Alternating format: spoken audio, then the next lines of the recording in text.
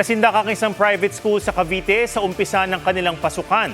Nasugatan ng 7 mag-aaral ng may estudyanteng umatake at nagwasiwas ng ipinuslit niyang kitchen knife.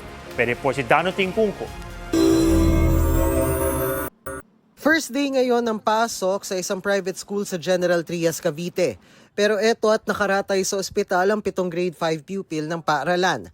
Sugatan sila dahil sa hiwa ng kutsilyong iwinasiwas ng babaeng grade 8 student na 14 na taong gulang. Sa classroom po ng grade 8, pinasok po niya yung classroom po ng mga grade 5. Nasa meeting daw po yung mga teachers during that time. Sa pagkakausap ko po, maiksing pa naman pagkakausap ko doon sa aspect, ay dala po niya yung parang mula sa bahay po nila, may ganyan siyang parang kitchen knife, no? Kaya naipasok niya sa bag, nakabalot po ito eh. Sa likod ang tama ng 7 biktima.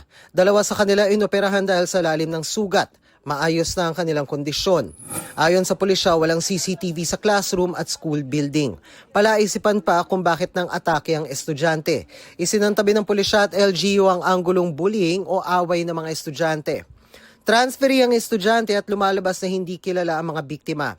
Wala po. Talagang at peace po yung situation po nung morning na yon. Sinagot na ng City Hall ang pagpapagamot sa mga sugatan at pagbibigay ng psychosocial support sa mga biktima, suspect at mga nakasaksi. Sa akin, kaya nga po medyo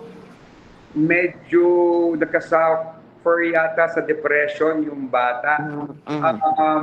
Kaya nga po, ang recommendation ng aming social worker ay dalhin po yung bata ngayon. Ang bata po ay nasa National Center for Mental Health, no? Kasi pinapa-assess po natin at kung bakit nga, no? At what triggered dito sa nangyari sa bata. Wala pang pahayag ang pamunuan ng private school. Pinaimbestigahan ng City Hall sa Pulisya at DepEd Regional Office ang insidente. Yung security guard po nila nasa labas na po ng building po.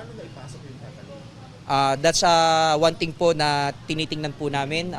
Maybe there's something that we have to improve with regards to the security of that school. Legal instructions po ang lahat ng public schools na kung maaari ay mag-acquire na sila ng mga metal detectors, no?